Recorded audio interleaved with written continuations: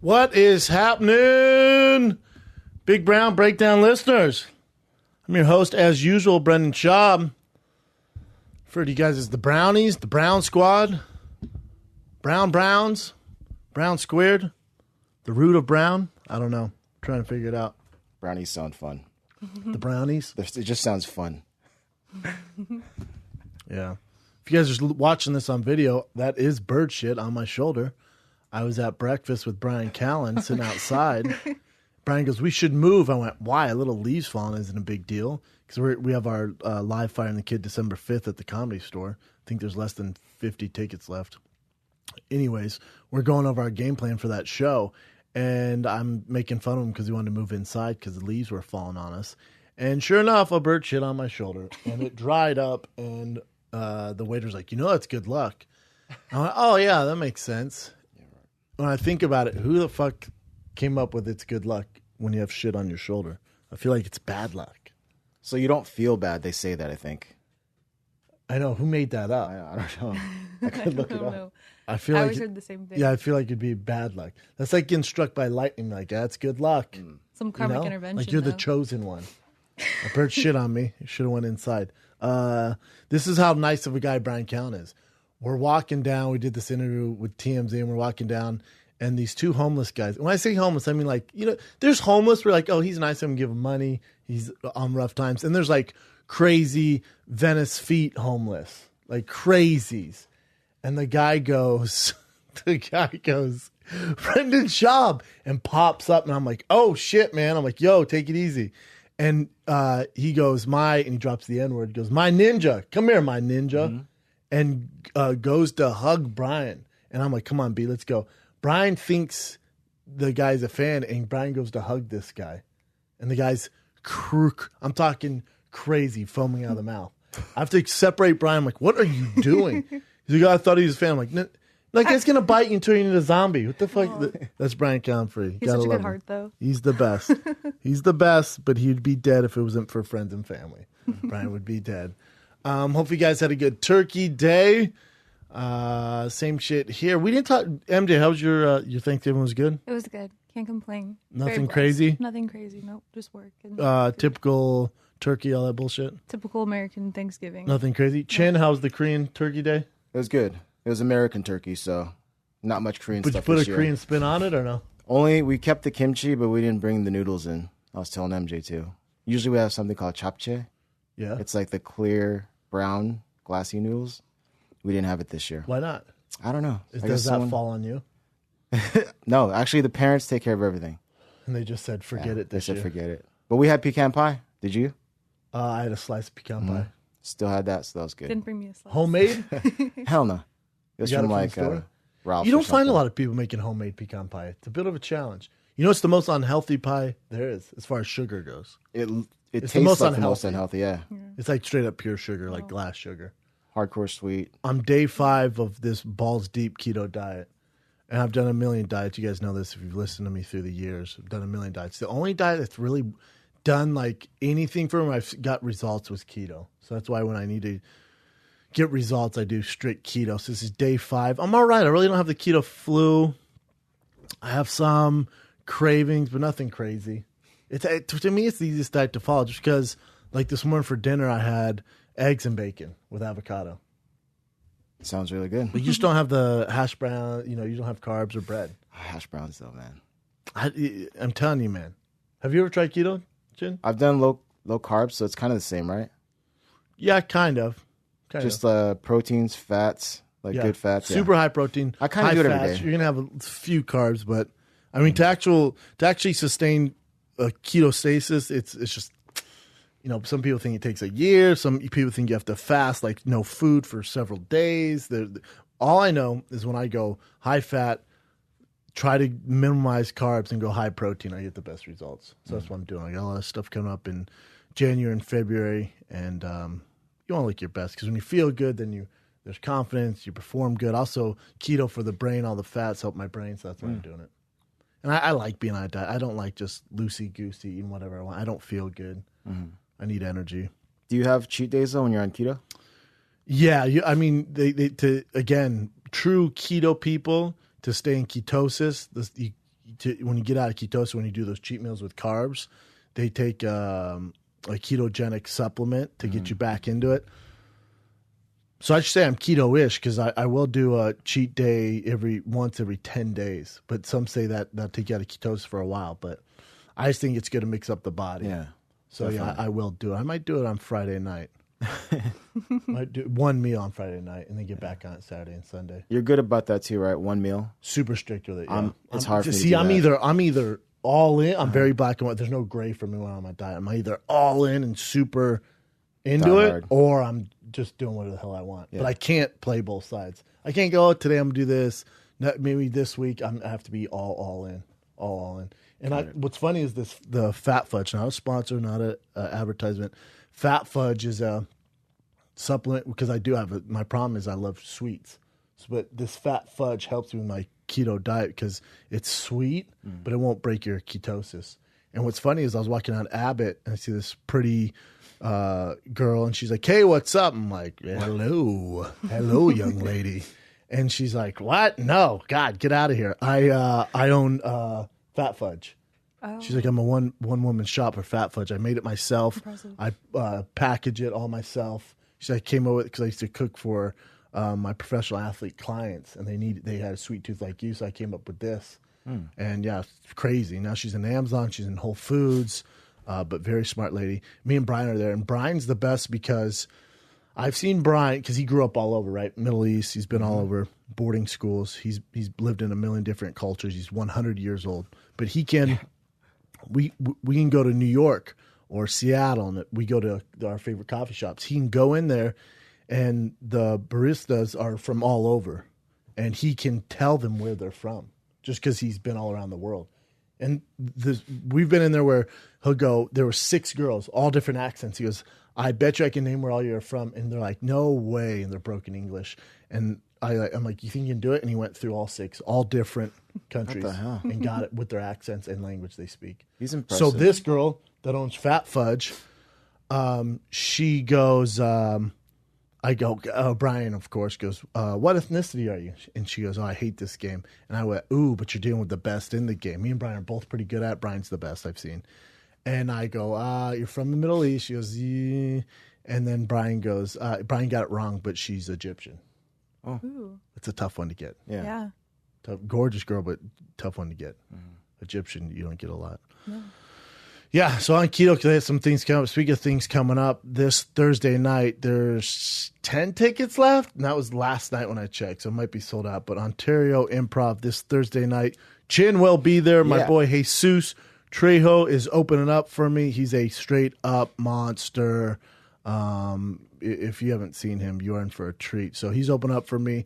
He's a Comedy Store regular. And then I'm doing my show at the Ontario Improv this Thursday night. And then pre-sale tickets for my Boston show, which I'm so nervous about. It's by far the biggest show I've done. Just in the States, it's the Wilbur Theater, where all the big names perform. For me to do a theater of that magnitude is a big step up. And we'll see. It's the night before the big UFC in Boston, UFC 220, which the main event is supposed to be Stipe versus Cain Velasquez, which would be good. You want some buzz around that. But I will be there the night before at the Wilbur Theater, January 19th, and pre-sale goes on tomorrow. Tomorrow, tfatk.com. I will have the tickets up. Official poster will be done by Average Joe Art, and it's a big deal for me. So I'm excited. I'm also very nervous if 7 people show up in the crowd. But we've never not sold out. So hopefully that's the same case here. Hopefully it is the same case. But before then, obviously that's the big one. Before then, on the 13th, I'm in Syracuse, December 13th, Syracuse. One night, one show only in Syracuse. And then the 14th through the 16th, I'm in Buffalo at the Helium Club. Get those tickets now. Syracuse, Buffalo, go get them. And then stay tuned for the pre-sale tomorrow for Boston, January 19th. I think it's going to be a good night, though. There's a whole UFC 220 vibe. I'm coming to town. Rogan's not doing a show, which he usually does there, you know? Yeah. So it's the perfect storm for me. I actually have a show tonight. It's a crazy lineup. It's at the Comedy Store. It's Rogan, D'Elia, Russell Peters, Sam Tripoli, Brian Callen, and myself. Whoa. I think it's sold out. Yeah, it's a Is it crazy random? show. You guys plan this or? Whoever puts on the cards reached out to all of us. It's kind of random that we're all friends of the promoter, so we're all his friends. So it just works out. We're all in town. We all can do it. Awesome. Yeah, it'll be fun. Be a big show. Yeah. I think that bitch is sold out. But let's get some of this MMA stuff. So obviously the big talk is Bisping and what's going on with. He obviously took the fight on short notice and it didn't work out as planned, and I'm not sitting here going, told show that's what's going to happen. I figured that was what was going to happen, and I hate that I was right. The whole thing here, and I made the post, and a lot of people support, and a lot of people, go, well, it's Bisping's choice. What bums me out, if you read comments on Instagram, if you read the comments on anything when it comes to Michael Bisping, people go, he's a grown man, it's his choice. It's free will. Well, when you say that, you sound like a meathead, and you sound uneducated on where the sport's at in 2017. The world doesn't work that way. If you talk to any professional athlete, if you leave all the power in their hands, it's never going to end well for them. Of course, they want to compete by any means necessary. If they have one leg, if they have one eye, if they're concussed, if they can't perform, if they're sick, that's what got them to the dance, is this mentality of being the best and wanting to compete under any circumstance. To put that decision-making capabilities in their hands 24/7 or where they have the final say is insane, which is why you have more knowledgeable, bigger decision-makers that run the company. So at the end of the day, if you go, it's Bisping's decision, it's all hindsight. If he would have won, we said, oh, look at this. If you have any fight experience, if you have any fight knowledge, if you follow the UFC, if you say, well, it's kind of on Bisping, and you support that is this, it's always the decision of the fighter, or the UFC isn't at fault here, or the card in China isn't at fault here, or the fight pass isn't at fault here, you are a coward. You are a straight clown. You are a coward. You don't know what you're talking about. I'm telling you, you do not know and understand the dynamics of this game. And you're also you're also a coward. There's nothing wrong drawing a line in the sand. Just the same way the UFC drew a line in the sand, obviously not because they wanted to clean up the sport, because they wanted to sell it, but they did draw a line in the sand with PEDs. So you hire USADA. Well, there has to be some sort of strict guideline in place no matter what happens if you fight, win or lose. Because you guys see what happened Saturday night in the fight. Did he get concussed? He got knocked out? He got choked out? Did he get hit? Was there a jab? There's a whole training camp 8 weeks prior, sometimes 12 weeks prior, where guys they get hit in the face. They take damage. They get concussed. They have injuries, pulled muscles, stuff like that. That's what you bring into the fight, which we don't know about. So I don't care what has to happen. I don't care the result of the fight. That fighter, there should be a no gray policy. It's very black and white. You have at least, and if we want to really go about this right way, a 90-day suspension. You cannot compete for 3 months. I don't care if it's the biggest UFC of all time and someone gets hurt and you're healthy and you just beat the guy in 16 seconds, you should not be allowed to fight. For the longevity of the sport, for the longevity of your superstars. There should be no compromise. It should not be up to any commission. It should not be up to the UFC. This should be a strict rule. If you have to hire an out-of-body, or I'm sorry, someone not associated with the UFC to regulate this, I don't know what you got to do. But the UFC's playing this, fill you in. Well, he says he's ready. Well, we did the brain test. They said he's okay. Okay, what brain test did you run? Mm-hmm. What brain test was it that okayed this? I would love to hear about it, because the NFL can't find one that clears this. That we have concussion protocols. We have a concussion test where they test your reflexes, or when you weren't concussed, you went over certain things, shapes and sounds and touch screens, and they go, well, you're a little slower here. Well, that's not science. We have that, which is old school. It's been around since the 90s, which really isn't working, because look where we're at. So I think it's a cop-out. I think someone needs to take responsibility here. And last week I said, God, it's kind of on the coaches.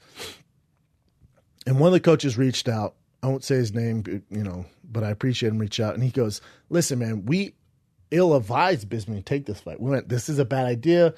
You just fought. You didn't get knocked out. You did sustain some damage, and you got choked unconscious. We think, in our expert opinion, you should wait. And then Bisping, the fighter, goes, nope, I'm doing this. So as a coach, you kind of got to, all right, well, I want to be prepared if this is the route he's going to go. Again, it shouldn't fall on Michael Bisping. It shouldn't fall on the coaches. It should fall on the organization that you are fighting for, on the UFC. I don't give a flying fook if China says you're fine, if the Nevada Commission, if the California Commission, Florida Commission, New York Commission, I don't care whatever they say. It falls on the UFC, who's in charge of the livelihood of these men and women. That's who it falls on. At the end of the day. And I know Bisping made cash here, and we don't know how many he has left. All right, man. But in 10 years, you got to ask yourself, who's looking out for Bisping? The commissions? Nope. The UFC? Nope. Oh, really? How's your 401k in the UFC, Bisping? It's not there. None of that is there for you. So it's your job as a company, as the UFC, to look out for the best interest, the longevity, and just being a good human being, just being a good work environment.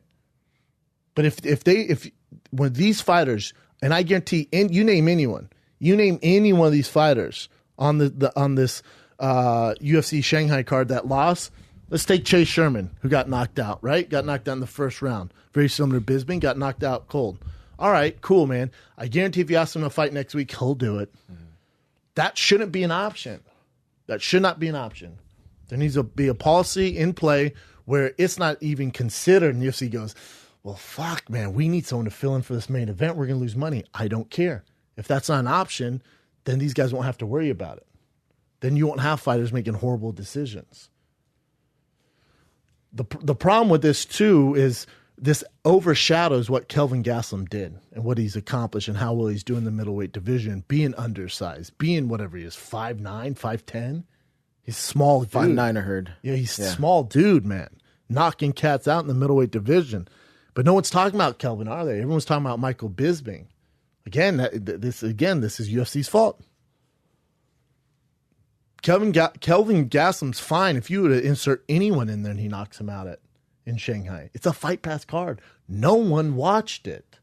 No one saw it. Sure. It's Fight Pass. How many subscribers do they have? Maybe 200,000, if that. It's on at fucking 4 a.m. It's Shanghai. You got to fly all the way out. No one cares. So for Kelvin to keep his momentum going, he knocked out Bisping, but all we're talking about is Bisping. Because he's the legend. He was the champ. He's coming off this GSP loss. He's in the public eye way more because he's on UFC Tonight. He's in movies. He's doing he's the tough enough guy. He does all that stuff. So all we're talking about is Michael Bisping. So that almost hurts Kelvin in a way. No one's talking about him, which is a bummer because it's an amazing win for Kelvin. And Kelvin, it's amazing to see what he's doing at middleweight because he is not a natural middleweight guy. He's not. You look at the guys he's starched and that he's knocked down, even Chris Weidman, the fight that he lost. But at a certain level, listen, I think Kelvin's an amazing fighter. You guys have heard me say this before about Kelvin. I think he can be a world champion at 170. There's discipline issues. If he narrowed that down, got serious at 170, he can beat Woodley. He lost to him in a split decision, for God's sakes. You look at all his losses in the welterweight division. They're split decisions. Everyone else he's starching. So, 170 is where his true weight is, and he can be a world champion there. I think at middleweight, unless you give him Robert Whittaker, he can't compete with those top 3, top 4 guys. Robert Whittaker, who happens to be the champ, is a smaller, undersized guy. Him and Kelvin match up well. I would love that fight. That's a great matchup. But that's the only fight. Now, can Kelvin beat Bisping, who was just the champ? Can he jump the queue ahead of Luke Rockhold, Chris Weidman, Jacare, Yoel Romero, and get that title shot? Because if you can't, you got to go to welterweight. And then I hear people go, well, does he deserve it? We don't live in the world where fighters deserve things. We live in the world of what sells, what's going to be ratings, what's going to be an exciting fight. That's what it's not. There's no argument. Does he deserve it? You can't give me that. You can say he deserved it based off him starching. He starched Bisping, Belfort, but then he did lose to Chris Weidman. So does he deserve it? Probably not. No, probably not. Who does deserve it? But this whole does he deserve it? Has he earned it? I mean, he's been doing work, man, especially at middleweight. But what I could see is him taking one fight at 70, then getting a title shot, fighting Woodley, or getting a title shot right away at 70. You have a story there. But at middleweight, unless the UFC has to decide, do we want to make Kelvin a superstar at middleweight? Because what's the longevity there? Well, if he were to beat Whitaker, which I think he'd be an underdog if he fought Whitaker. It's a great matchup stylistically. It's probably his best fight in the top 3. I'd say top 7. It's his best fight, by far his best fight, and that's not saying much because Whitaker's an absolute monster. But as far as size, stylistically, it's a great fight for Kelvin. But he'd still be an underdog. But if you go through, so let's say he became champ. Let's say in this weird MMA world we live in, the UFC goes, you know what? Maybe he can't be middleweight champ. Here's Robert Whitaker in Australia in February. Main event. Boom, 5 rounds. Let's say he catches Robert Whitaker. Let's just say that were to happen. What do you do with the middleweight division then? You have George St. Pierre, who's your champ. George Kelvin could be fun. We don't know if George's going to fight. And then you have, Bisping's kind of out of the queue now. Who knows what? He's going to take some time off. He'll do one raw fight in London, hopefully against Belfort for kicking his eye off. But so then you have Yoel Romero, who's way too big for Kelvin, way too big. You have Luke Rockhold, who's probably the most talented guy in the middleweight division and could fight at light heavyweight, maybe even heavyweight if he decided to. He's so much bigger than Kelvin. I don't know who would sanction that goddamn fight. Then you got Jacare, also huge. But striking wise, I think Kelvin might be do some damage there. Then you got Chris Weidman, who already beat Kelvin. Mm-hmm. So what do you do there? If Kelvin wants to get real, listen, if I'm Kelvin, I'm telling and I'm his manager, I'm going, all right, let's talk to Dana. Let's see if they will, because to get a chance at the belt, I don't give a fuck who you got to fight. We're taking that fight. So let's see if they will give you that fight, which you're asking for, in February against Whitaker in Australia. That's where it's happening, right? In February? Or is it March? I got to check. It's February, March in Australia for Whitaker to fight. Because George ain't fighting anytime soon. George Robert ain't happening. So Robert Whitaker will try to become the official champ, which I think he is, but become the official champ and fight Kelvin. If you can get that, great. If they want you to fight Rockhold, Brunson, Jacare, Yoel Romero, we drop to 70. You fight one guy at 70, and then you get a title shot. That's the conversation. February 11th, there you go in Perth, UFC 221 Perth. And obviously Whitaker will be the headliner there. And if I'm Kelvin's team, I'm going, that's the only fight we're going to take at middleweight. Other than that, let's get serious and start 10 to 70. That's what you do with Kelvin. And he's asking for the fight. Again, the UFC has to decide what they want to do with that middleweight division. They really do.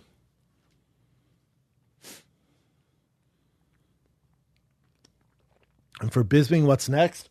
Do your movies, do UFC Tonight, do your tough talks, and then take one last hurrah in December or early next year in London or Manchester, wherever you want, in England, obviously, and fight a guy. Anderson's going to be out for a long time. I like what you said, Belfort. That would be badass. Yeah, I like Belfort. Yeah. That'd be cool.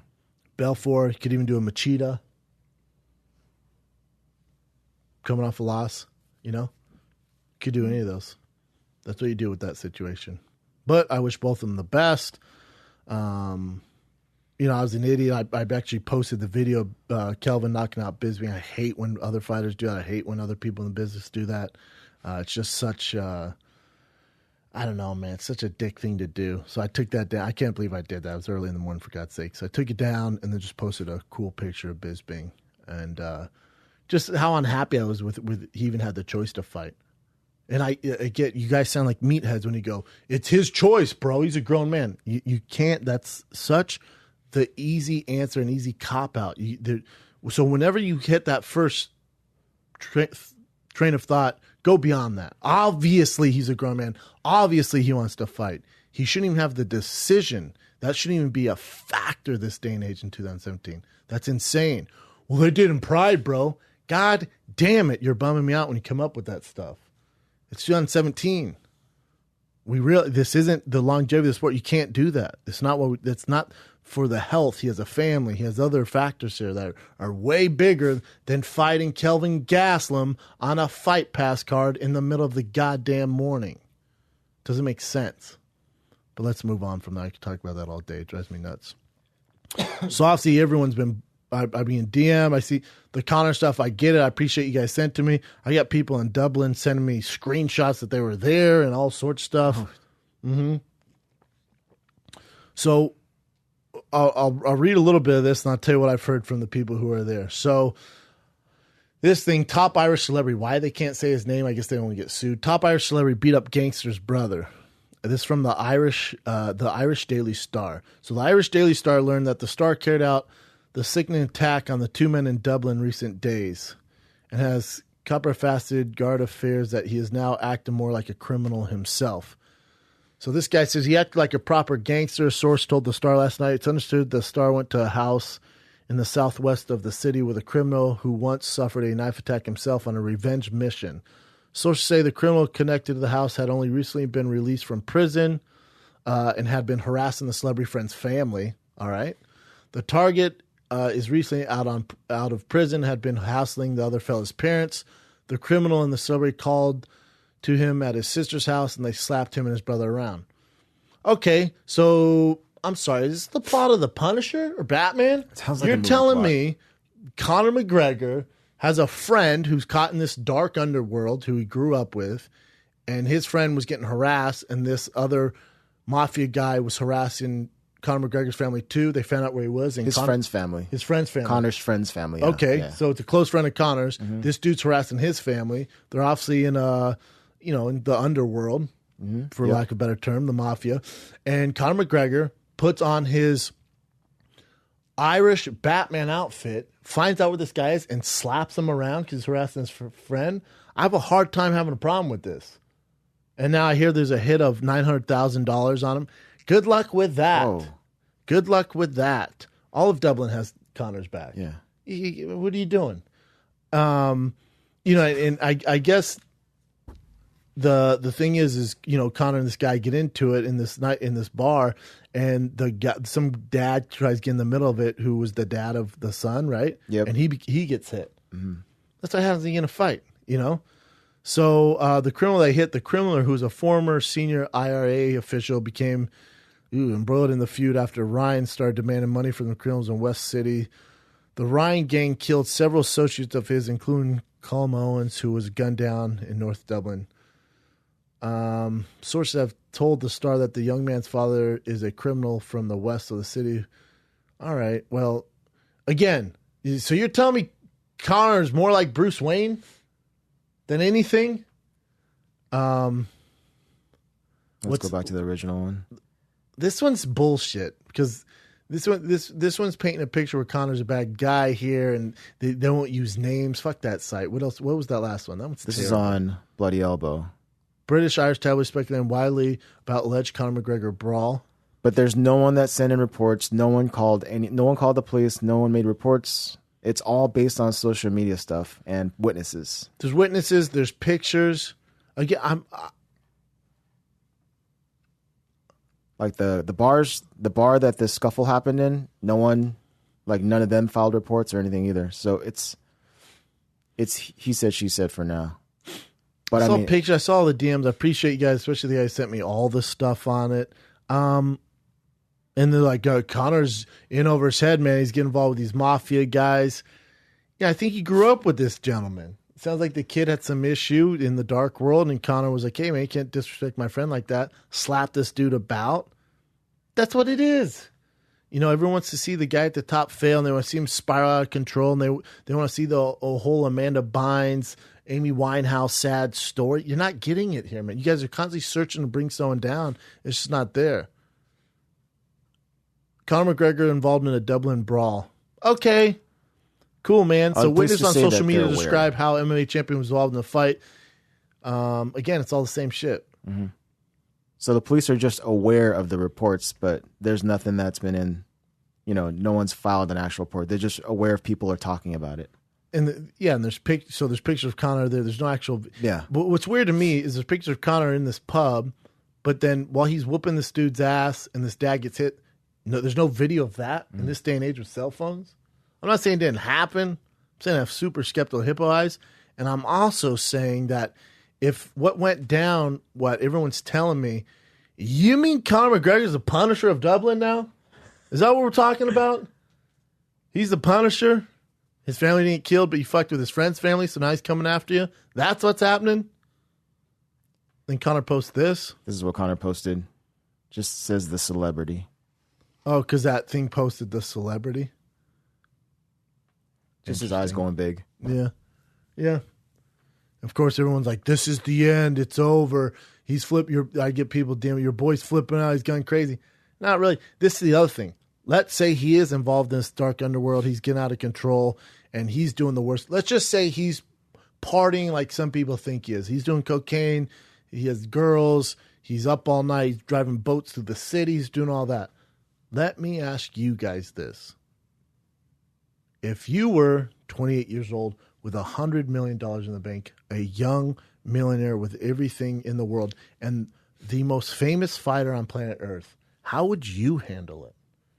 You think you would have your shit together? I'm not making all these excuses for Conor McGregor, but before you guys judge, it's what John Jones, youngest champion. You look at a lot of guys in the NFL, they sign these huge bonuses. Think about when you were that age, when you were that young. Now imagine being the most famous fighter in the world with over $100 million in the bank.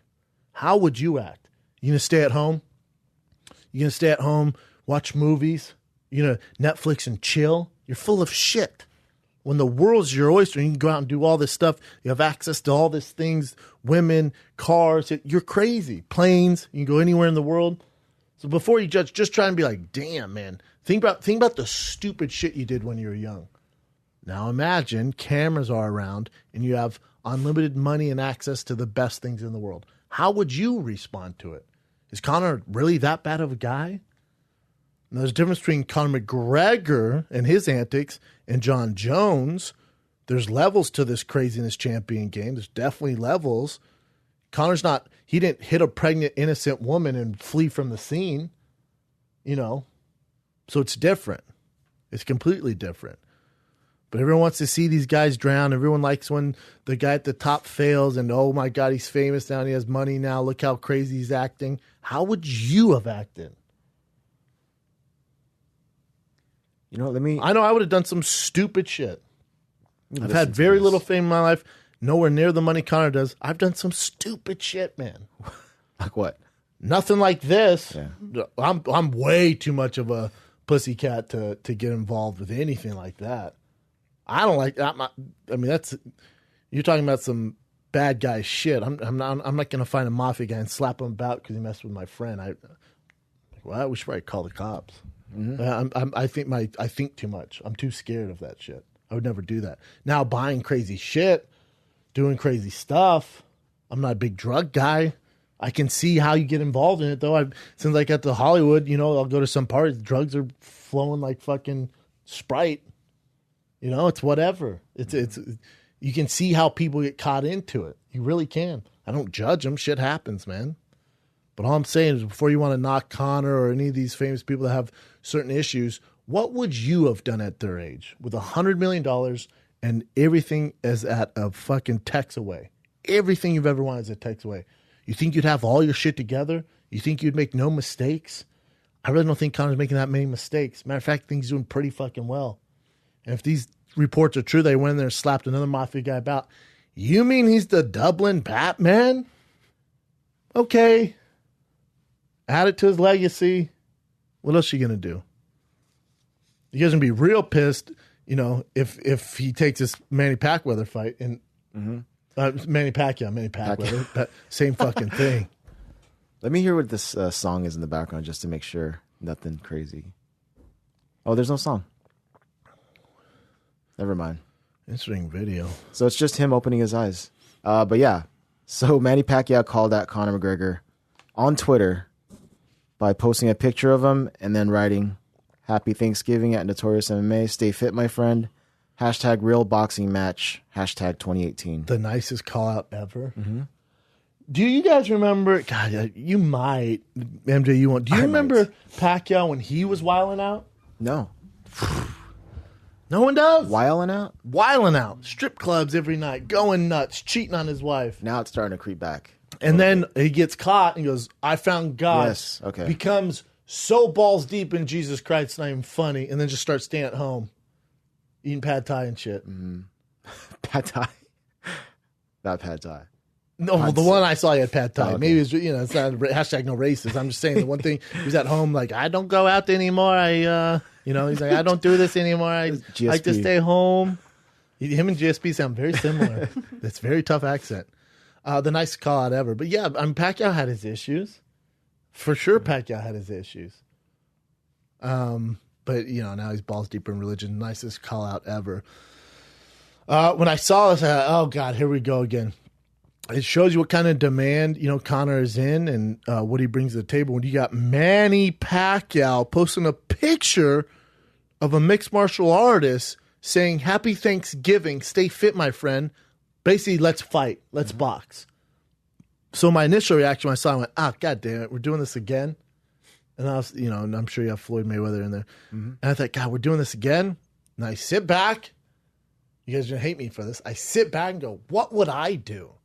What the hell would I do if I was in Conor McGregor's shoes right now? And of course, the obvious, fight Tony Ferguson, defend the belt. This is the honorable thing to do. All right, well, let's see. How much money would I make there? I don't know the exact specifics. I have a little idea. All right, that's how much I'd make there. God, Tony's a tough fucking character. That's tough. The face of the UFC, I get that. I got to defend my belt for my legacy. I get that. How much would I make boxing a smaller man? Manny Pacquiao, worse matchup than Floyd Mayweather, could do more damage, but I can do my McGregor promotions and probably make another $100 million over there. Let me look at this. Tony Ferguson probably make about $30 million. Manny Pacquiao boxing match again. Horrible matchup for me, but I'll probably make $100 million. What would you do? Again, I ask you guys, what would you do? Everyone wants to criticize it, but if you could make $30 million over here, it's a tough road with Tony Ferguson. Or you can make $100 million over here with sponsors and everything. I don't know. It's not going to do the same numbers as Mayweather, but do fucking well. And it's your promotion.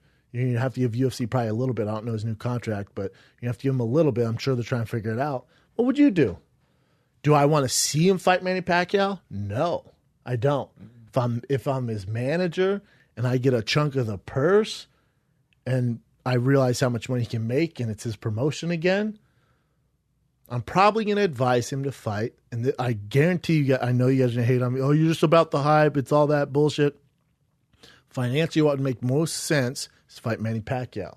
For your fight legacy, these are two different things. For your fight legacy, you fight Tony Ferguson. You defend the belt. That's exactly what you should do. As your financial manager, you fight Manny Pacquiao. Nightmare of a matchup for you, by the way. Terrible matchup. Worse matchup for you than Floyd Mayweather. But you're going to make a shitload of money. How much money do you need, though? Get $100 million.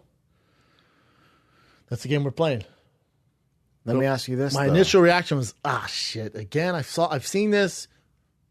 We got balls deep in it. It sold great. You made your money. Floyd did his thing. You rode off in the sunset base, got a little concussed, but you're good, man. You're good. You're the most famous person in the world. As far as fighting goes, we're good. I'd like to see him back in the UFC. If he went back to the UFC, and then he fought Ferguson, and say he did, I think he's going to do well regardless, but maybe he might not win. Say he loses, but he does okay. This fight's still for him in the future anyways, right? Him and... Because it's boxing. That's a good question, Chin. No. If he's not champ, I don't think it's there. You know what? I should say this. I don't think it's not there. I think it's diminished, and then you're looking at, it's kind of like a it's almost a sad story. Because if he now loses both, yeah. Yeah, because now, God, we haven't seen him fight Tony Ferguson, and there's the GSP super fight. There's that stuff because he's still 2-belt champion. But when you lose that, well, now you're forced to box over here because you didn't succeed at that. And now it's sad. Now we're not buying it. Now you've ruined your legacy. Does that make sense? Mm-hmm. That's not as exciting. I get it. No. So it's exciting because you're the best in the world in this venue, in this arena. But if you're just a guy in this arena ain't there for you. That's why when you see all these other UFC guys calling out boxers, you have to trump this arena so hard and become such a star that this arena wants to play that game with you. No one in this arena wants to play the game with you unless you bring something to the table. And no one else brings anything to the table. They just don't. Maybe they have the skills. Maybe they could do better in boxing, Conor, but they don't bring the same. They don't put the butts in the seat. So Serena doesn't give a fuck. They're not going to risk their legacy, the years of boxing tradition on you, which you probably don't bring much to the table. Yeah. Yeah, that was the nicest call out of all time. Mm-hmm. So interesting. But it shows you the magnitude of, I don't know what's nice for Conor. I don't. I mean, the weird commission thing. He has his own promotion now. He has his contract with UFC he has to figure out. You got Tony Ferguson waiting in the wings. So I don't know. This call out actually looked like it was in the works. Just the way it was written. When I first saw it, I thought it was like it was in the works, like they were talking about it, him and Manny Pacquiao. Oh, I guarantee this isn't the first time that this has crossed the table of McGregor promotions. Mm-hmm. I'm sure there's been some word, the Manny Pacquiao horn fight fell through. Manny needs a big payday. This is obviously a way easier matchup for him than anyone there at 47 or 40 in the world, or 54 in boxing. So it makes sense for both parties. Again, I'm not advocating for it. Obviously, if he does it, I'll ride and die. But as a true mixed martial arts fan and boxing fan, I prefer to see him fight Tony Ferguson for the 155-pound title to see who's the best lightweight in the world. That's an amazing fight. But Tony and Khabib, how about Tony and Khabib were supposed to fight? They were supposed to fight, and then something happened where Khabib wants someone else now? Khabib was Barboza. committed to Barboza. Yeah, there you go. Like, once I have my mind made up, I was super skeptical of hip-wise. Like, I don't want to make Barboza look bad and back out of the fight. And I was like, do you see all that? Mm-mm. Yeah, and DC tweeted out. Let's go into some of the current events. This McGregor stuff, though, and the mafia thing, the IRA stuff. If he is in cahoots with that IRA stuff and the Irish mafia stuff, he grew up around it. What are you going to do, man? What are you going to do? I think there's only 9 shooting deaths in Dublin last year, so it's not like they don't have a real gun issue problem like we do here in the States. He's a walking fucking legend around there, so I don't think his safety's in jeopardy. I'm sure, remember, if those tough guys have guns, his tough guys have guns. So I think he'll be just fine. But he's the biggest thing to come out of Ireland, right? Pretty much. Ever. Besides in our lifetimes. Besides you too? Okay, right now he seems like he's more polarizing. Oh, just right now. You too, yeah. Bono's old as fuck. So I think when they're that big in that small of an area, they have some sort of connection to that stuff. For sure. Yeah, just like those guys support it. Yeah. Like in Japan, if you're a famous fighter in Japan, they come right to you. Yeah. So you guys are kind of like cool with each other. Yeah, they have your back. And if someone has a hit on him, that's the worst thing ever because he's the most famous dude ever. Of course they're going to get caught. Yeah, I think he's going to be fine. But the way I take this, and this is me looking at positive, an old friend of his who's involved in the underworld got beat up by these bad guys. He found out the bad guys were in this bar. He put on his Bruce Wayne outfit, meaning his Gucci sweater and Rolex, and slapped the fuck out of this guy in the bar. The guy's dad got in the middle, got hit in the process of it. Just a neighborhood scuffle. With some tough guys. Mm-hmm. You mean the Dublin Punisher? Dublin Punisher. What else you got? Let's go to some current events. All right. It's fascinating, though. And all the people reaching out, DM me, all the details and stuff like that, I couldn't get enough. I was reading every one of them, so thank you guys. It's fascinating. All right, some more boxing stuff. Once again, there's rumors that Floyd Mayweather might return for a 51st fight. Nope, not true. Floyd came out on, I think, social media, and maybe it was TMZ, and was like, that's all bullshit. I will never fight again. There's no amount of money they could give me. It's not happening. What did my boy Espinoza say here? He didn't rule it out. He said there's no plans for it, but he didn't rule it out. I like Espinoza because he's a guy who gets social media. He actually tweets, and it's just not about boxing or him promoting his box stuff. He'll go out on a limb and say some stuff. You know what I'm saying? Mm-hmm. But he said definitely nothing's in place right now. But it's not happening. I know for a fact it's not happening. There's no 51st fight.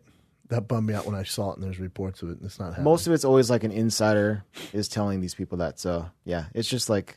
Floyd came out and was like, hey, I'm going to do you guys a favor. It's not happening. Okay. What else you got? One this more bird boxing. Shit on my shoulders distracting. I'm sorry, guys. Let's see. Oh, yeah. Paulie Malignaggi hired Phil Baroni to train him in MMA. Is that for real? A future fight. Is this real? Who knows what's real? So, former boxing... I got to text Paulie.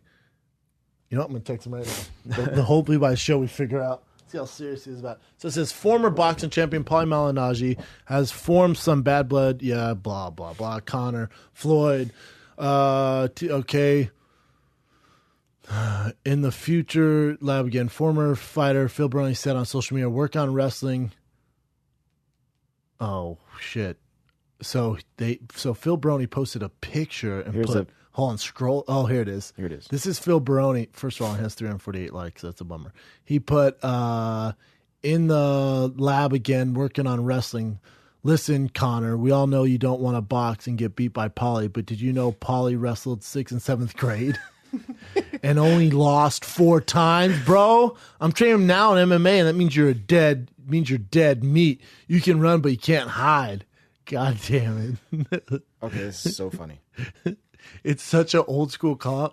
Also, this is so lame. I love Phil Baroni. I'm a Phil Baroni fan. I had a old school run-in with him where I went to Pride when it was in Vegas, the only time they're in Vegas, when Fedor fought Mark Coleman. My buddy Joe Kloppenstein bought his front row tickets. If you watch the walkouts, you can see me in a suit, baggy, shitty suit. And before that, there was the weigh-ins. All the guys would weigh in, and it was at Caesars. So we went up there. I remember I had a Crow Cop shirt. I was trying to buy Fedor gear. This is before I was even fighting. I was just trying to, I was still playing football. And I had the flyers and all that stuff. And my boy Klopp was a big fan of Baroni. He goes, bro, let's get a picture with him. I'm like, oh, shit, all right. So Phil Baroni walks out. He just has this spray Jersey Shore tan on. And I'm like, hey, bro, can we get a pic? And he turns around and gets in. And then my boy's face goes, you just call me a prick? I'm like, well no, can we get a pic? He goes, sure, let's fucking do it. And then I'm like, all right. And then I'm like, I'll take it for you guys. I'm taking the pic. And he's not even looking at, I think my buddy Klopp asked him to send it.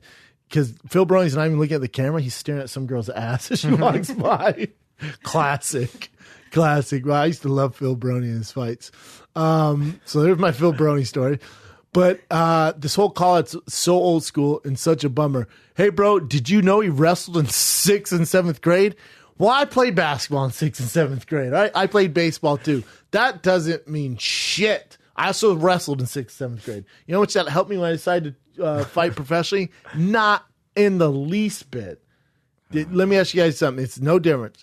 Did you play baseball in 6th grade? Try picking up a bat now and hitting a fastball. You ain't touching that fucking thing. I don't give a fuck what you did in 6th grade. I also played video games. Who cares about 6th, 7th grade? I can't believe that's real. I cannot believe that's real. I'm texting Paulie as I'm talking on here. But he only lost 4 times, though. In those he only lost 4. Hey, also, losing 4 times is a shitload in 6th, 7th grade. That means you weren't great. Oh, this is funny. This is me texting Paulie right now. Yo, you really training MMA?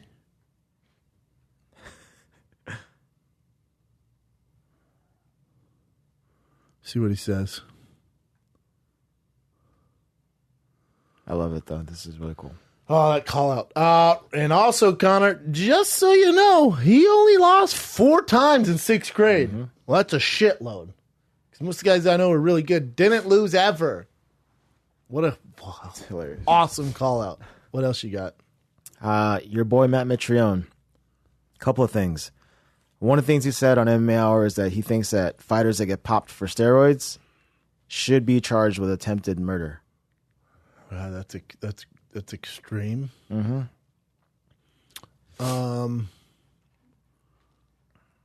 Right there, boom. I'll say this: anyone he fights will definitely want a drug test. That's for certain. Oh, he was talking about Carwin during this time too. He was like, if he's gonna fight Carwin, if he's an alternate, he needs to be tested. He thinks he's skeptical about him. Oh my God, where do we take this? So he says, I'll say that anyone he fights will definitely want a drug test. That's for certain. All right, that's fair. If he can pass that, I think anyone would be cool with fighting him. I think that's going to be a... Oh, wait, so he's just referring to Carwin. Mm-hmm. He's saying that anyone that... Though Carwin has never actually failed a drug test, he was implicated in a steroid scandal in 2010. Not really.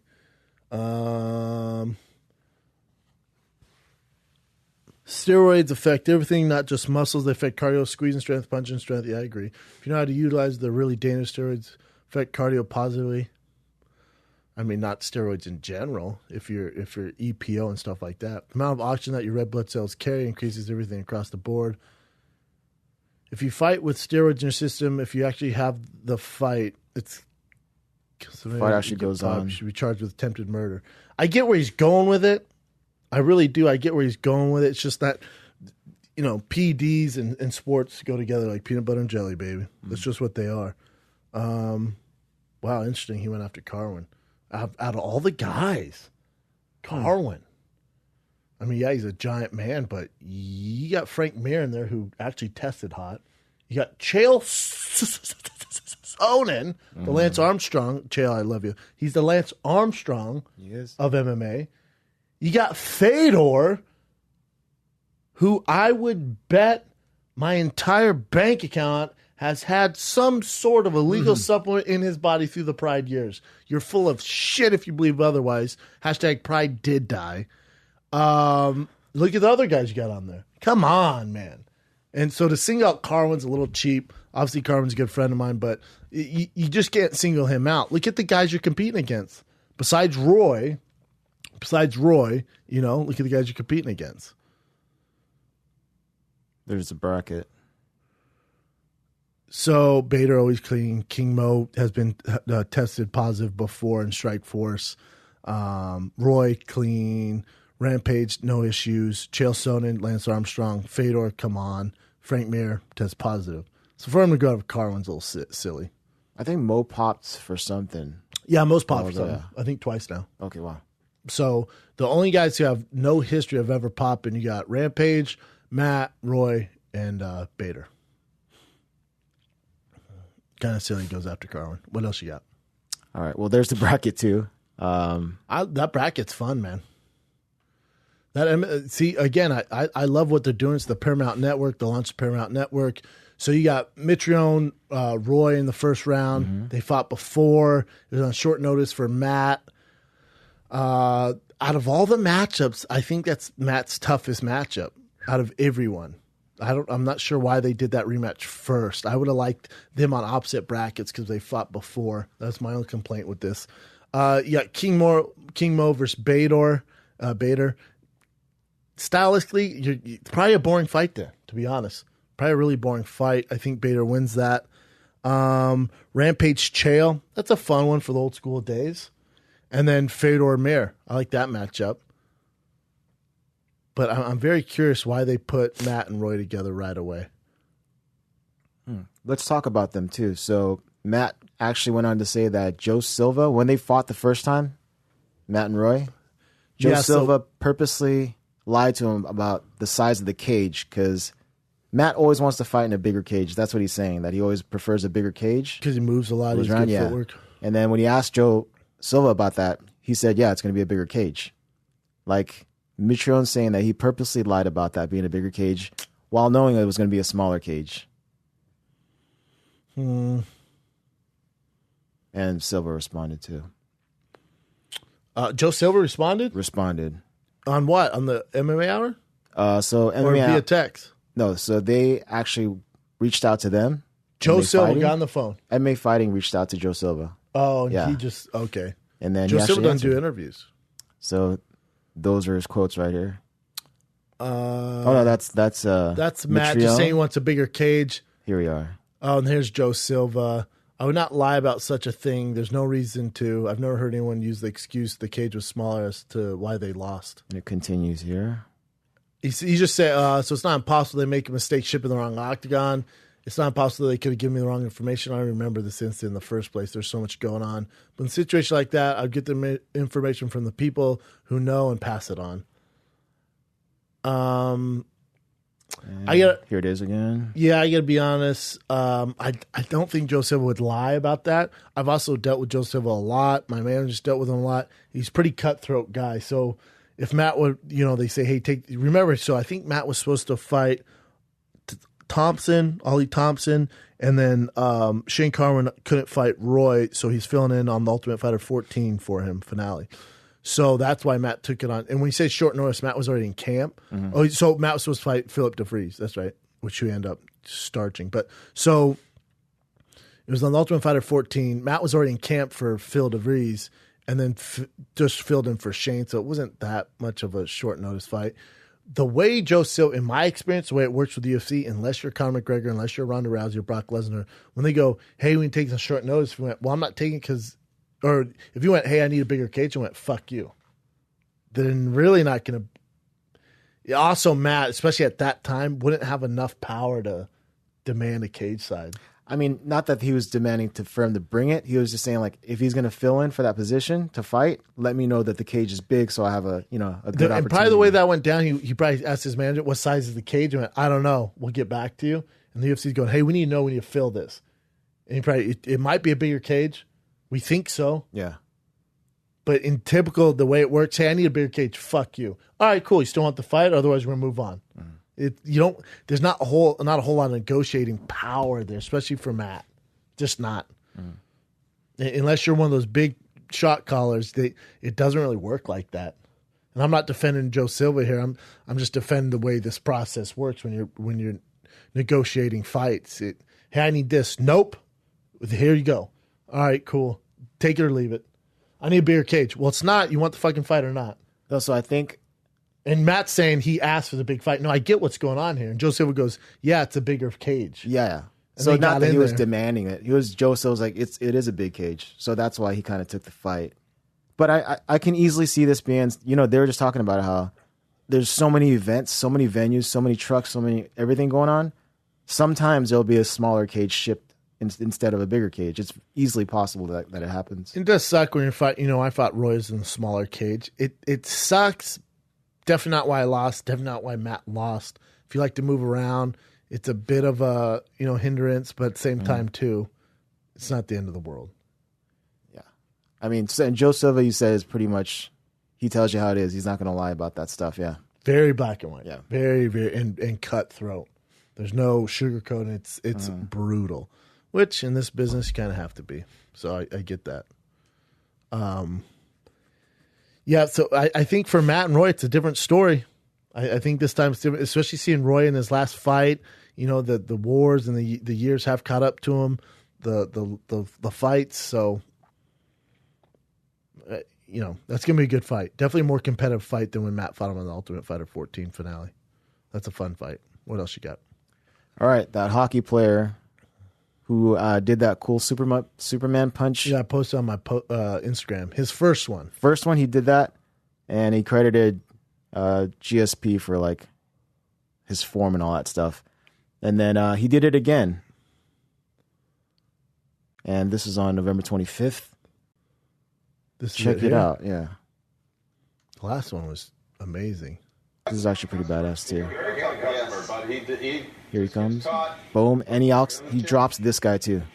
I mean, they just don't know Bam. what to do. Then he also ripped off his fingers with his skates. How's it work in hockey? If the guy goes down, they stop it? I don't know anything about How's that hockey. work? You know what I'm saying with the fight? I don't get how's that work? I've seen some fights where they fall down, they keep going, but eventually they come in. Seems like they just kind of want to stop feel... that one soon. Hey, man, if you're another enforcer on another team, let's maybe train for the Superman punch. It's his thing, for God's sakes. We're getting knocked out. The guy's awesome, though. Kevin Bieksa. Shout out to Kevin for throwing those dope-ass Superman shots. What else you got? On ice, which is crazy. On ice. How about this? Ben Askren, in his retirement fight at 1, stops Shinya Aoki with strikes, and he calls out GSP. Ben Askren, the guy who never was, as far as in the UFC. I've always wanted to see him compete in the UFC. It was an ego thing for Dana never to sign him. He obviously had some words with the UFC and Dana White, so he just never got a shot.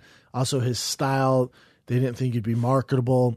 I thought he could have been a fun guy to dose in as far as against the best of the best, whether he won or not. I think his shit talking, his style, there's markability there, especially because he's so damn good at it. It's a bummer to see him retire like this. But him versus GSP would just be amazing. I don't see George ever taking the fight. George has everything to lose and nothing to gain. But, man, I would freaking love to see Askren versus GSP. I would absolutely love that fight. And I got to be honest, I think the odds would be pretty even. Askren is a motherfucker. The stories I hear about him in the training room, stuff like that, good Lord, man. Good Lord. So I would love to see that fight. It's never happening. The UFC would never risk it. GSP's never going to take the fight. There's nothing for him for it. So it's a sad story, kind of. Ben Askren's the guy where he walks the street, no one stops him. He's so damn talented, but when you're fighting over in ONE FC, it just doesn't matter. I know it sucks, and he's world champion there and 18-0, but unless you're in the UFC, it does not matter. It just doesn't matter. In the grand scheme of things, unless you're fighting against the best of the best with the strictest testing, with the best promotion in the biggest cities and the biggest venues, you ain't doing shit. That's the way it works these days. Mm-hmm. Name the biggest superstar in the CFL.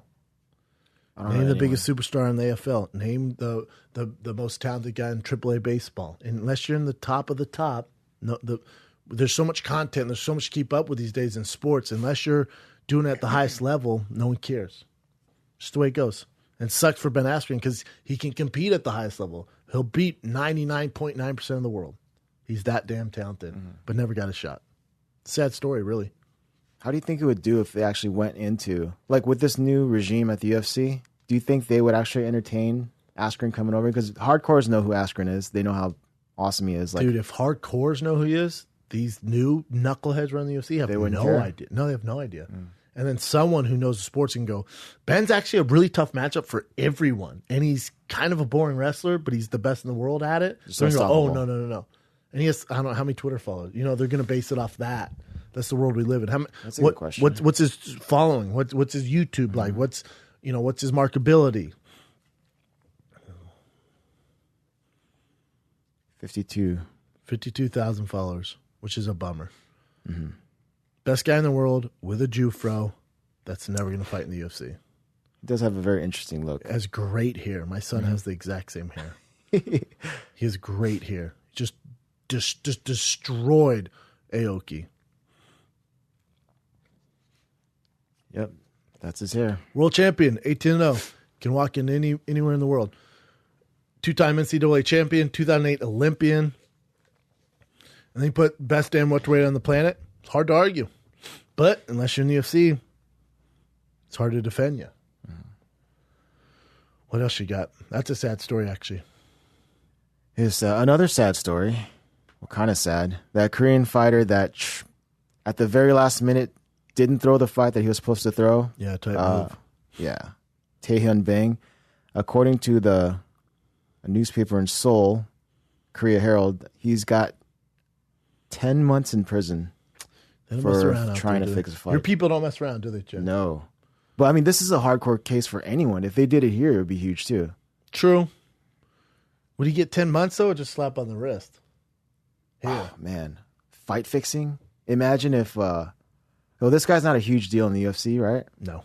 But in Korea, he's a huge deal because he's a UFC fighter, right? True. So who would be like a decent deal here? Trying to think of a fighter that'd be like not huge, but Like Sage Northcutt throwing a fight. that's good. But he's kind of like up there, I think. Well, yeah. How about not? Let's just say Jorge Masvidal, right? If he was in a fight fixing ring, a thing where he tried to like throw a fight, Yeah. the UFC found out, the police found out, it would be kind of a huge deal. True. That's fair. And it's only for $92,000, $92,600 10 months. Enjoy that, man. in Korean prison. Jesus. Can't be good. Yep. And then what else is he gonna do? Good luck having the homies ride a train on him in prison. I wonder if it's as bad in Korea prison if dudes are getting raped like U.S. prisons. There's obviously gangs and criminals. Obviously, that's why they're in Definitely prison. gangs. Yeah. I don't know. Is that butt sex in that Korean prison? I don't hear about a lot of gay stuff in Really don't. Korea. Yeah. I gotta ask my dad. He knows about the inner workings of Korea. Does he? Yeah. He was in the military there. Oh, for sure. Ask your Yeah, dad. I'll ask him. Like obviously in Korea, if you're and it's a shame, but and I'm sure there are. If you're a gay man in Korea, it's a tough gig It's super tough. because it's not as acceptable as it is here in the States. Nah. It's really looked down on. But the weird thing is, if like the way people would make fun of people here, if you were like, if you and me were going down the street and I had my arm in your arm, we would be mocked like crazy, like we're gay or something, right? Yeah, makes sense. Good friends in Korea, you can do that all day long. Hold hands. Yeah, not hold hands, but like arm in Yeah. arm, shoulder, just like Yeah. super kind of sort of gayish. That's because the thought of you hooking up with a dude is so far fetched that like that's not gay. 'Cause you guys would never do that. There's got to be plenty of gay people there, but they just don't say Oppressed. shit. Yeah. Yeah, that's a bummer. That's how it is. So yeah, I wonder in prison if there's. a lot of rape That's a involved. really good question. I'm gonna ask my dad. Ask your pops. Yeah, for sure. What else you got, man? A weird question out of nowhere to Your my dad's dad. all, why, man? All right, this one I just saw. I don't even know what freaking fight place this is. So it says GTFP Fight Night. This 12 is just out of 10 faceplant. This These is you don't the- like the highlight knockouts. What do you got? the worst head kick I've ever seen. So I'll play it for you. Is that a bit of desperation with the... Oh, my God! Ugh. And this is from Kaposa. So Jesus you know how he Christ. It was like wound a back? bat to the face. Yeah. Eef. Homeboy just, yeah, that was tough to see. That's Yep. I saw a cool one where it's a heel kick. I think Justin Wren reposted Oh, I saw a bunch of people repost that. ESPN Yeah. posted it. It was nasty. Yeah, the savage head kick. Nuts. Congrats to that dude. Congrats to Samuel Linick. E. What else you Yeah, got? Nicky. Let's see. Oh, I didn't know Alex Gustafsson was injured. Alexander Gustafsson. But Me neither. apparently he So was- now that if No Time can't fight DC, then Gustafsson definitely ain't fighting him. he has to rehab. So Gustafsson looking thicker than a Snickers there. his face does look a little chunky. Yeah, a little thick. Yeah, so he had shoulder surgery and like 3 screws in it. But let's see, that was 3 months ago. And now he's going to rehab it. Damn, he's had a lot of time off. You must know people with shoulder surgery, right? Yeah, but is his? Let me see what. Let me see the picture. Do we know what it was? Seems like was it did he break his collarbone? That looks like a think he said collarbone it. break. Right there, yeah. So it And is. then they mended it. Yeah. Oh yeah, keep my collarbone in place. All right. Wish him the best. I do think he could beat DC, especially if he's healthy. But he hasn't been active enough. But what's gonna be interesting is if the no rush or the fucking no time Ozdemir can't fight DC for the world title because of his hiccups with the law in Florida down there for what happened with his fiance, who I don't know all the details, but Fiance. or is his girlfriend or wife? Wait, Ozdemir? Ozdemir, yeah, something was happening with his girl. They're harassing his Oh, girl. I didn't know that. From what I heard, they were harassing his girl, and he stuck up for her. Oh, crap. Again, Yeah, I that's don't know all the update then. details, but so let's just say Ozdemir, the UFC's like, all right, suspension. Something happens with the law that he can't fight. So what do? Well, now Gustafsson's out, so I guess you do OSP. I guess I want to see that. The light heavyweight division is the thinnest it's ever been. I want to say almost in the as far as the new age UFC, the thinnest it's ever been. Not even close. It is awful to watch. Just there's no one for DC. Then you got John Jones, with that stuff. But you look at the whole division, and it is The Walking Dead. I can't imagine if Shogun fought DC. He might. He fucking might. It's crazy, man. That's where we're at right now. Bad. What else you got? All right, let's take a look. Oh, you already talked about this. Mm-hmm. Oh, I thought, well, we'll save this for MJ. All right, after knocking out Bisping, Gastelum called out Robert Whittaker. I went over in the beginning. That's the only fight middleweight he should accept. Otherwise, cut to welterweight. All right. And it'd be that's a great matchup, fun fight. But it's just, again, does he deserve it? People always use that word. Does he deserve it? Has he earned it? Who has this these days? Rankings don't matter. It doesn't matter what you're doing. Can you sell a fight? Is it a draw? Unfortunately. Mm-hmm. But he matches up best with Whittaker. Everyone else is a nightmare for him. Whittaker's a tough matchup too, but he's the dullest sword of the bunch for Kelvin. What else you got? So get that strap and then leave. Just kidding. Yeah, for real. Next one. The UFC said that they were worth $450 million. Fox actually countered that with a $2 million offer for that television deal. So when they say they're worth $450 million, when they sold the company, to the document, the sale, they said they believe they were worth $450 million through the research and stuff like that. No one ever said they were $450 million. So,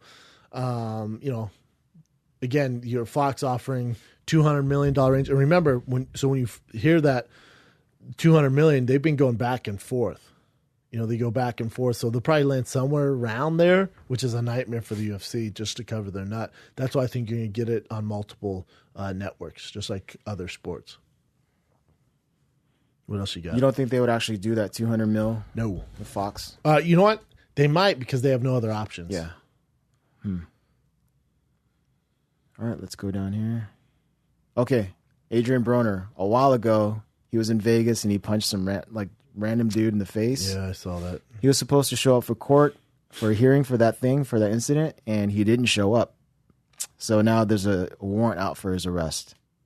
And apparently that thing when you serve a process server, you got to show up to court. Apparently it got returned, so he didn't get it.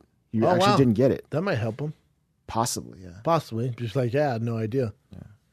But he's just spiraling out of control. It's such a bummer. He's such a talented kid, man. Such a bummer. Definitely a bummer. I like him too, man. What else you got? Let's see. I don't think there's any really good ones here. Let me see if Paulie texts us back. Sure. I'll show you this Bisping thing right after that, too. Nope, he didn't yet.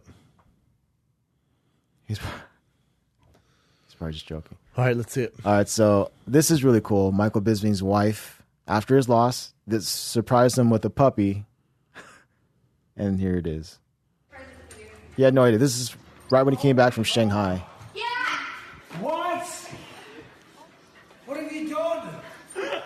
Without me knowing.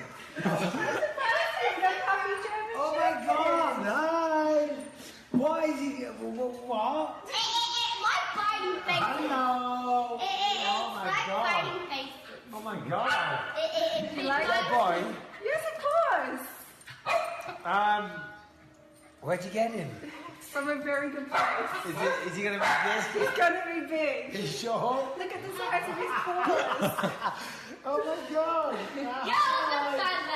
Oh, bless him. Do you like Oh my it? God, yeah, beautiful. Daddy, Oh my God. Daddy, I think we should name it Chevy for German Shepherd. Okay, kill. Well, I think it's so definitely sweet. an MJ current event. But especially after coming home from that, like that It's huge long flight. Hey, Bisping, I know you got a lot on your plate. Here's another responsibility. That's the way I see it. Like, God damn it. Dude, that would melt my That's heart. cool. Yeah. I mean, that's great. Definitely a MJ. MJ, that's why I was waiting for her to come back. Yeah. Should we break down the big card? Yeah. Which has been flying under the radar. I was talking to Rogan on Tuesday. I went, "Oh shit! You know UFC 218 is fucking this weekend." I was actually caught off guard too. I know. With Gaethje and Alvarez, I was like, That's the world we live in right now, man. It's hard to keep up with all of it and the media and the marketing. But phenomenal card, great card. It's in Detroit, Michigan. I wish freaking Kevin Lee was on this, but he's not. I'm sure it'd be cage side. But start with the main event. The prelims are good too. Prelims are really good with Charles Oliveira and Felder. Yeah, Yep. that's a great fight. Paul Felder been doing a lot of commentating. MJ, we went over your current event with the puppy. It's definitely an MJ current event. next time. So let's start with Eddie Alvarez versus Justin Gaethje, which is obviously for the title of the most violent man on the planet. I don't know what the odds are. I would assume Justin Gaethje's the favorite. You want to check now or after? You can check now. But my thing with Justin Gaethje, and as much as a fan favorite he is after one fight against Michael Johnson, and that could be fight of the year, and everyone loved the fight, and you see, obviously his kind of legacy and his notorious walking forward, take any man, eat all the shots he wants, game, you punch, I punch, plant my feet and brawl type of style was created in the World Series of Fighting. Again, just like with Ben Askren, unless you're in the UFC, that stuff doesn't matter to me. It doesn't matter. Those guys you beat in World Series of Fighting, they're not shit compared to what you're dealing with now. I think Michael Johnson played his game and for whatever reason decided to get in a brawling festival with Justin Gaethje and made for a fun fight. And, Justin Gaethje did get caught. And obviously Michael Johnson got caught and ended up losing the fight. Phenomenal fight, and we love to watch it. I think Eddie Alvarez, he's had his, his back and forth kind of long drawn out fights, and he lost to Conor McGregor, became champion by starching Dos Anjos. Skill wise, I think that Eddie Alvarez is more skilled than Justin Gaethje, but he has more years, he has more wars on his resume. He's also beat a lot better guys at a lot higher competition for a very, very long time. The Underground King. You know what I'm saying? He's the Underground King. So I know he's the dog, and you guys know as a betting man, I should be picking Justin Gaethje because I have ties to him in Denver, and he's with my old team, my old coach, stuff like that. But I think Justin Gaethje is going to come across someone who's not going to play that brawling game with him. He's going to be in a lot of trouble because that's all he has. He has his kicks, but you can counter those because his technique's not great when he's throwing those leg kicks, but it does mess up a lot of guys. And when I say mess up a lot of guys, messes up a lot of guys in World Series of Fighting, which is leaps and bounds away from the UFC competition. So, again, he does have a leg kick. Is it world class? No. And a high level, those guys could eat you up. They could definitely eat you up. So, look at his record. So he fought Melvin Guillard, went to a split decision. Granted, that was in 2014, but, he's undefeated for a reason, and he's a champion for a reason. I just think the UFC at a high level, it's only going to take you so far. And if Eddie Alvarez is smart, and he does train with Mark Henry, who's the smartest mastermind in the game, striking-wise, and he uses his wrestling, don't forget, Justin Gaethje does have amazing wrestling. We just don't see it a lot. But he was a All-American at University of Northern Colorado. But that's not Gaethje's thing. He rides and dies and likes the slobber knockers. But if Eddie Alvarez is smart, he will use his footwork, go in and out, use his skill set, and drag Gaethje into later rounds and beat him. I think Eddie Alvarez beats him via decision as the underdog call there. The Underground King beats the highlight Justin Gaethje. Because I think what you can do with Gaethje is you can frustrate him where he's going, come on, let's brawl, let's make this entertaining for the fans. If you go, nope, I'm going to be calculated, I'm going to be smart, I'm going to use it when it works, and when it counts, I'm going to go in and out, I'm going to mix up my wrestling so you can't just come forward. That's where Gaethje's going to struggle with guys who aren't just going to go forward. They're just not going to let you play that game. If Gaethje fought a guy like Tony Ferguson, Khabib, guys who you can't just pressure and keep coming forward, because Gaethje hates to go backwards. It's an ego thing. It's a pride thing. Doesn't want to take a step back. He thinks it's the coward thing to do, so he wants to come forward. Well, the way he stopped that is with wrestling. Eddie has great wrestling. He can mix it up. But Gaethje's going to beat a lot of guys based off ego. Could guys go, oh, he wants to stand bang? I can stand and bang. It doesn't work for you. Gaethje's the best at stand banging right now.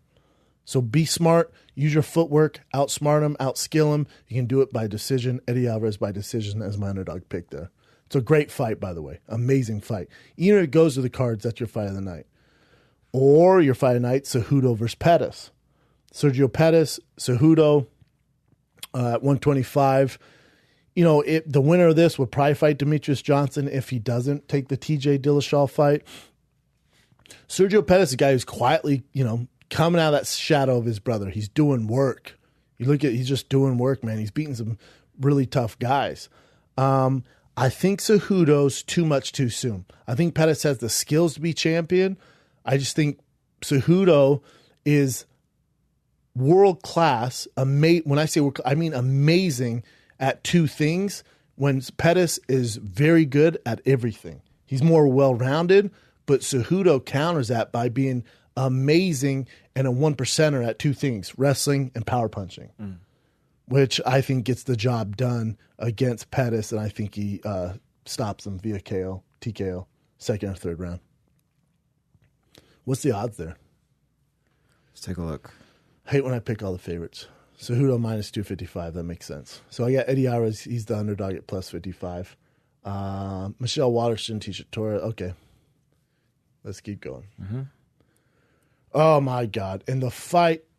This one? Yes. Alistair Overeem, Francis Ngannou. This is by far my favorite fight on the card. This, I would pay, if just, I would give you my $70, where the fuck is, I would give you that money just for this fight. That's how bad I want to see this fight.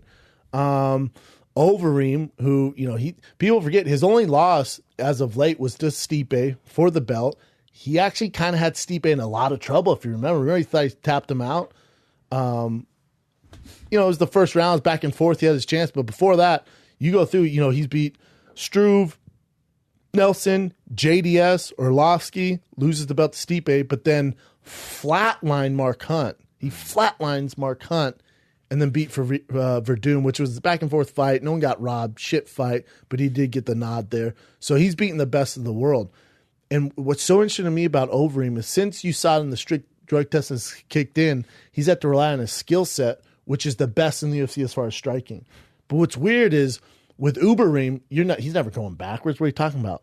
USADA Overeem, he'll run. Mm-hmm. If you corner him to cage, instead of playing that game, he literally turns his back and runs, which is hilarious. It kind of works, but it's hilarious. Here's your question, though. Go to France for me.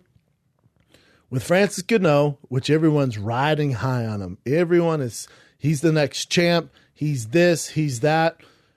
I agree, he could be your next champ. I've just never seen him in trouble. We've never seen him in trouble. Name the best guy he's beat.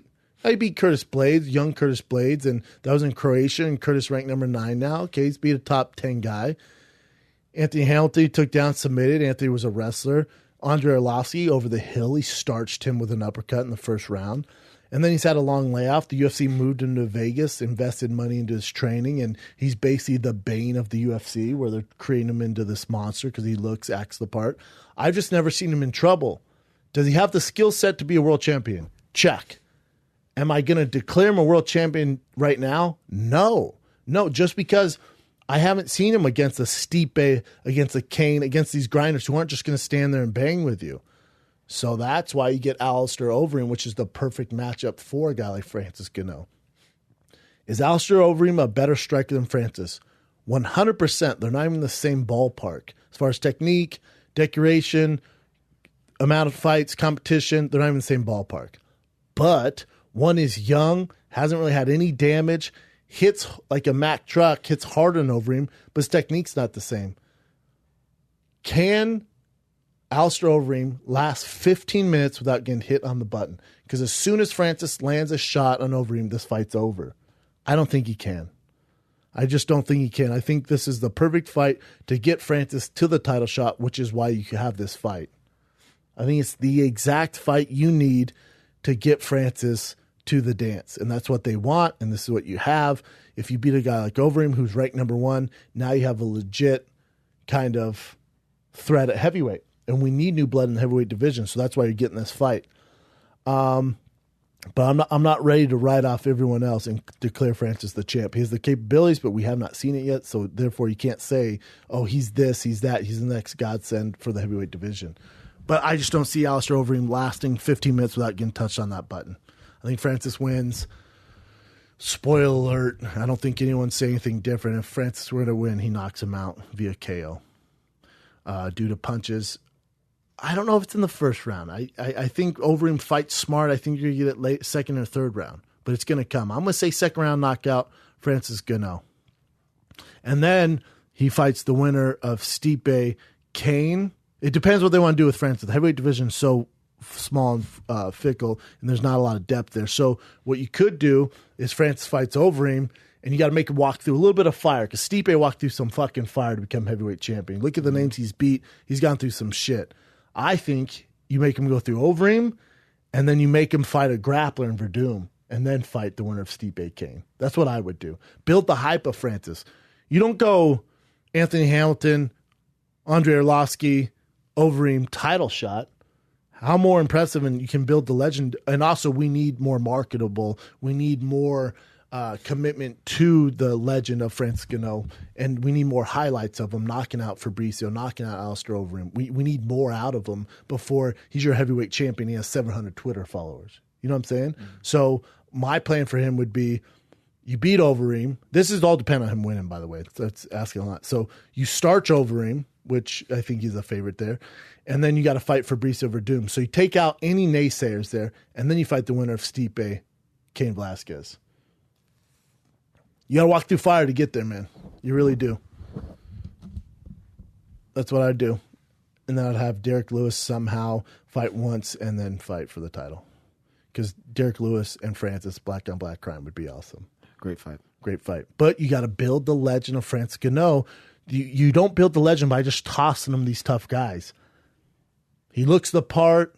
Let's tell his story. Let's have him knock out Overeem, the most decorated striker in the heavyweight division. And then the next fight we put live on Fox so the common fan gets familiar with him. He starts as Verdum. Verdum's been on Fox. He's been champion. We're all familiar with Verdum. He's been super active, so Verdum wants a little layoff. And then you fight the winner, Stipe Kane, which Stipe Kane are bad matchups for Francis. That's what I want to see. I don't want to see these favorable matchups. I want to see when the odds are stacked against you what kind of champion you're going to be before I just give you the title. So, but I do have Francis winning via KO second round. Oh, Max Holloway, Jose Aldo. As the fight gets closer, this is more appealing. I know Aldo's taking it. You can't say short notice because he's supposed to fight Lamas, right? Ricardo Lamas. And then so they pulled him out to fill in because Frank Yeager got hurt. I was more excited for the Frank Yeager fight. That'd been fun. We haven't seen it really. So the thing that makes me excited about this is if you go back and you watch the first fight, those early rounds, Jose Aldo had a lot of success. I was like, damn, the speed advantage is crazy for Jose Aldo. But then they kind of put in cruise control, and then Max Holloway took over. He's a bigger fighter, landed punches, and ended up knocking him out, becoming world champion, featherweight world champion. So what changes this time? Well, in that fight, Jose Aldo only boxed. He was kind of very flat-footed. He only boxed. He did have a speed advantage. He didn't use any of his kicks. Well, why didn't he use his kicks? His team says he had an injury going into it. Mm-hmm. I guess I buy that. But all his fights recently, he hasn't been kicking. He's become very one-dimensional, very rudimentary. We can kind of guess the way he's going to fight. For whatever reason, he used to be so dynamic. Best kicks in the world, world-class grappler. People forget he's a monster of a jiu-jitsu practitioner. I'm literally world class. We'll compete in worlds, one world. I mean, monster. But he never uses grappling. I would like to see Jose Aldo, if he wants to beat Max Holloway, get more dynamic, mix it up, add kicks, definitely take him down. You can't just use boxing against Max Holloway. He's a bigger guy. Yeah, you're going to have a speed advantage. You might win the first 2 rounds. It's just a matter of time before Max Holloway trades one with you and you get knocked out again. So for me, if I'm Jose Aldo Camp, I also don't say, oh, he had an injury, that's why he didn't kick. So expect more kicks. I don't say shit. I would just add it into it and not give away the game plan. But whatever, to each its own.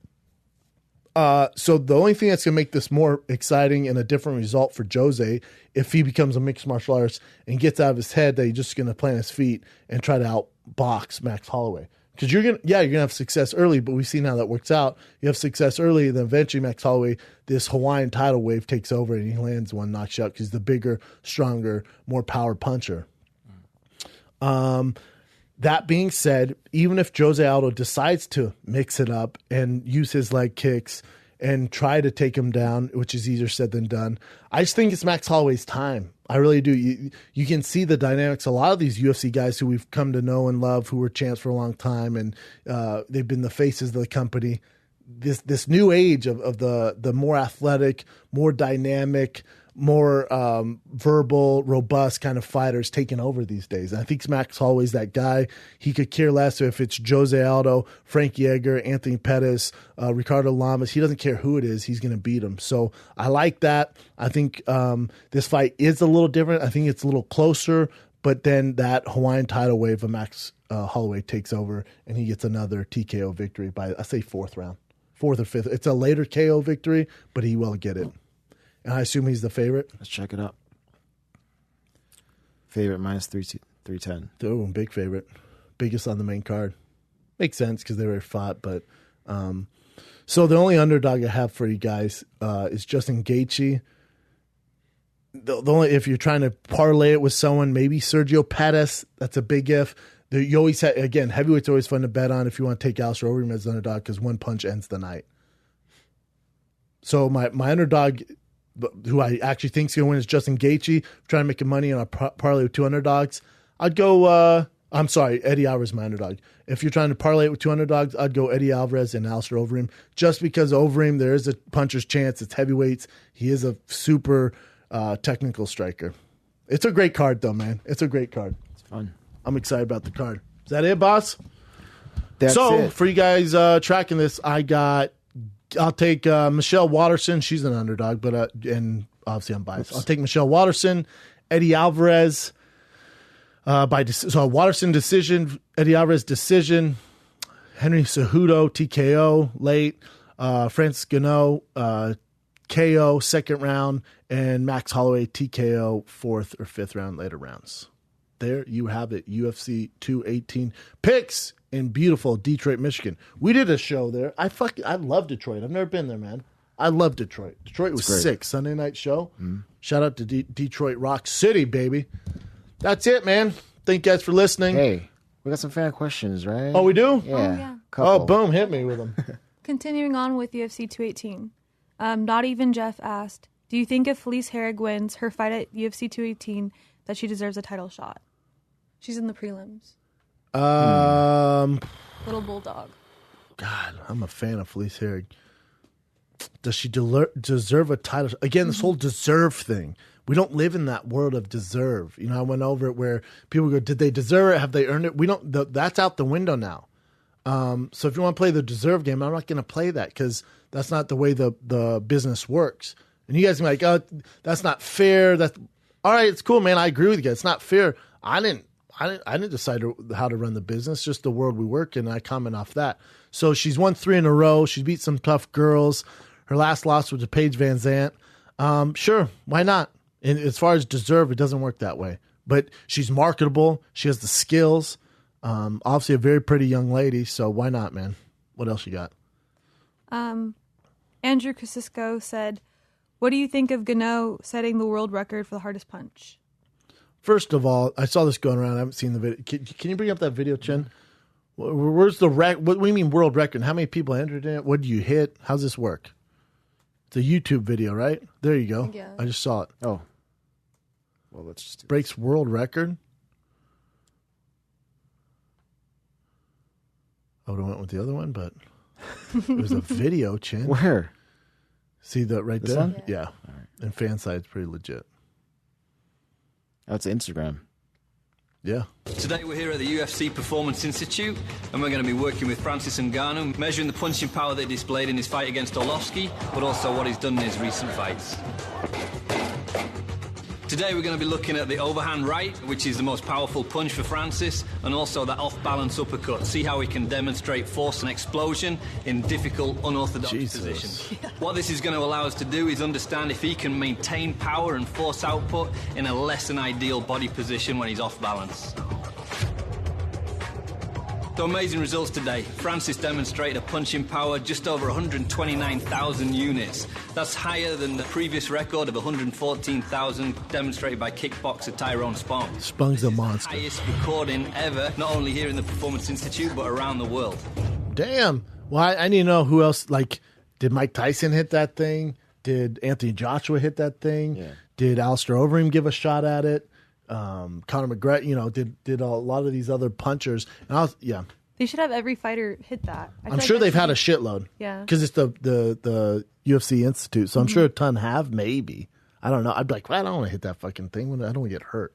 When you were fighting, did you have that? No, the UFC Institute wasn't there when I was there. Okay. How about that headline? France Cano shatters world record for punch power, and Reem fans are shitting themselves. Where? What? He hits hard? What? You guys need a goddamn calculator to tell you that? That's hilarious. Of course he hits hard. things So are weird, what was though. the question? What I think of that? I need a sample pool. Who else hit it? Were there other hard hitters? Has Mark Hunt got his hands on that thing? Has Mark Hunt hit that thing with a left hook? You know? Did Stipe take a stab at it? What other big time guys did it? Okay. For What else you got? Personal question. Did asked by Lawyers Don't Surf 81. Did Brendan ever hear any strange rumors about himself whilst in the UFC or even now? Rumors in regards to what? I guess it's like fighting. Was there any did anyone ever? I don't think anyone. Like the Conor say, stuff? Like Conor stuff or steroids or anything like that. Did anyone ever try to? No, bring never. it up? No? No, never. Stayed out of that stuff. All this talking shit kind of happened a little bit more. I mean, it recently. happened. I mean, it's happened with guys, but no, never. Okay. Who's your dream matchup against Conor in the octagon and or in the boxing ring? He needs to fight Tony Ferguson. But your dream besides He needs to fight Tony so Ferguson. Ferguson's your dream. Yeah. Okay. Let's see. Another personal question by MVIJ26. Is Brendan releasing a special anytime soon since I'm in India and can't go to one of his shows? I mean, how's it work in India? I'm sure Russell Peters kills out there, but I'd be down to go to India, I guess. Special, I don't know. I'm just doing my thing. I'd love to shoot one. That's obviously the major goal. That'd be my life goal. Shoot one for Netflix. So we'll see, man. Jack's Meat Shack asked, question, does the UFC need to mirror rugby union and ban fighters for competing if they suffer concussion? Correct. Well, they get a suspension now, but it's very loosey-goosey. And if you fought in that state, you can fight out of the state. It should be a UFC rule, not the commission's rule. Any other brain busters? Chris Lazor 4 asked, is it better for MMA to make a division every 10 pounds? I mean, we've been over this. Yeah. Dana's not a fan of it. It would help, but then you're in the problem of boxing where it's hard to keep up. And how many too many might not be good. But you got to do something. But I think it's worth a shot. I don't think you do every 10 pounds, but you could use a few more divisions, especially for the men. From heavyweight, 206, 265 is insane. There has to be somewhere in the middle there. Okay. Do you have any questions, Chin? Not really. Unless you want me to throw this one at you. I think it's pretty obvious. So Tom J. Stewart, if Rose beats Joanna again, is she the greatest strawweight of all time? No, not yet. Not with just not a win just over Joanna twice. Okay. Because there's monsters looming in the dark. So if she were to beat Joanna one more time, a lot of times, if you want to say the greatest of all time, so a lot of times that's just Joanna's Achilles heel is Rose. Joanna's still an amazing champion, and based off Joanna's record and her body of work, she's actually a better champion than Rose, even though Rose beat her head to head. But Joanna's legacy's more in depth and she's beat better girls. Now you look at Rose, if she were to beat Joanna the second time and then she were to starch Claudia, beat Carolina, and beat Jessica Andrade, well, then she would be the greatest of all time. But I think for Rose, her and Joanna, for whatever reason, she knocked her out that time. They fight again. She does the same thing. All right. She has Joanna's number. I think Jessica Andrade might be a different puzzle to solve for Rose, a more difficult puzzle. I think Claudia Gaethje would be a more difficult puzzle for Rose to solve. You're right. I initially thought like, oh yeah, for sure she's greatest of all time. She has some work to do. Yeah, she does have work She has to a do. lot of work to do, Yep. you know? So, boom and boom. Thanks Boom. for listening. Thanks for the questions. We had so many last time. We didn't do new ones for the week. But as usual, we'll have more next week. And I think we have Josh the Punk Thompson coming on soon. He's coming in town. Sweet. Yeah, so it just depends. But thank you guys for listening. Pre-sale for January 19th. Ticket sales go on sale tomorrow as you guys are listening. That is Wednesday. I'll post the link on my social media at Brendan Schaub, and we'll be on tfatk.com. Thank you guys for all the Dick Diver t-shirts and the new Big Brown Breakdown shirts. Those did sell out, so thank you guys. Tip of the hat for that. This Thursday, Ontario, I will see you soon. It might be sold out. I'm going to release my comp tickets, so those will be gone soon. tfatk.com for tickets for Ontario. And then Syracuse, see you December 13th. One night only in Syracuse. God, I hope it's not freezing snowstorm. And then the 14th through the 16th, I'm in Buffalo, New York. Come and get it, Buffalo. Let's do this. Let's have some fun. I want to eat the best chicken wings in the world with blue cheese dressing. I love you guys. Thank you for listening. As usual, bigger, browner, badder. I'm out.